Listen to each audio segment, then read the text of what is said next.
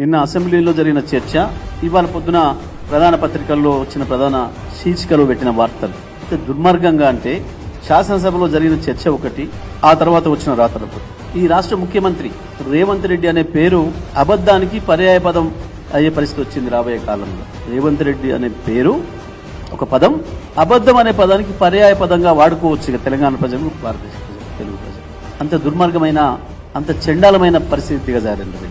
నిన్న శాసనసభలో చర్చ జరిగే సందర్భంలో, అది గతంలో ఇప్పటికీ 1000 సార్లు చర్చ జరిగినాయి.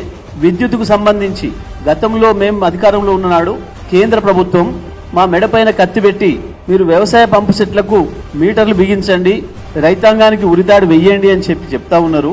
నా మెడ దిగినా సరే నేను రైతులకు మీటర్లు పెట్టను అని చెప్పి ఆనాడు కేసీఆర్ గారు స్పష్టంగా చెప్పినరు.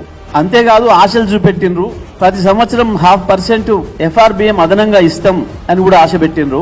అయినా మేము దాదాపు 30,000, 25-30,000 కోట్ల రూపాయలు వదులుకోవడానికైనా సిద్ధపడ్డం తప్ప మేము రైతాంగానికి, వ్యవసాయానికి తెలంగాణలో ఎట్టి పరిస్థితుల్లో మీటర్లు పెట్టము అని చెప్పిండు మా ముఖ్యమంత్రి గారు. మేము దానికి కట్టుబడి ఉన్నాము అని చెప్పి, ఆ రకంగా రైతాంగం కొరకు మేము కమిట్మెంట్ తో ఉన్నాము అని చెప్పి మా శాసనసభ్యులు హరీష్ రావు గారు వారి బడ్జెట్ ప్రసంగంలో చెప్తున్న క్రమంలో ముఖ్యమంత్రి గారు జోక్యం చేసుకుని మీరు పెద్ద పోజులు కొడుతున్నారు, మీరేందో త్యాగం చేసినాం, మీరేందో పోరాటం చేసినాం మాట్లాడుతున్నారు. కానీ అది నిజం కాదు.